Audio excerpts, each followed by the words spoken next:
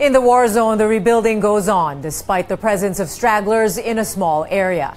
Our Rex Remito takes us inside Marawi. Here's what's happening in Marawi right now. You can see behind me, military checkpoints are still in place. Inspections remain tight.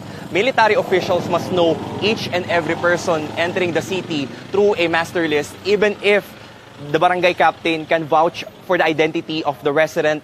Any civilian must obtain a military clearance for them to be allowed to enter the city and return to their homes. In fact, about 30 residents were not allowed to enter the city this week because they're not in the master list or they are suspected to have a criminal record in the past.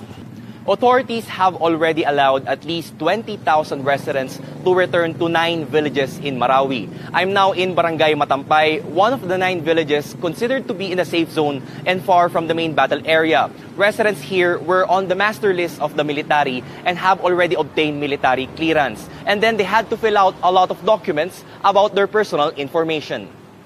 Now you can see behind me is almost the entire war zone of Marawi, where firefights are still ongoing at least once in the morning and once in the evening. 4 Maute fighters were killed in the last 5 days and 2 soldiers were wounded.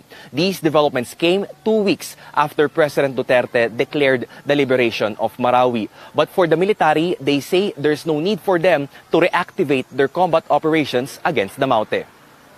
Military officials say that the stragglers are most of the time in hiding and their resistance is negligible. Officials also assure that Marawi is secure and there's no threat of another Maute attack. But the question remains, how soon will it be until residents can finally return to normal life? In Marawi City, Rex Remito, CNN, Philippines.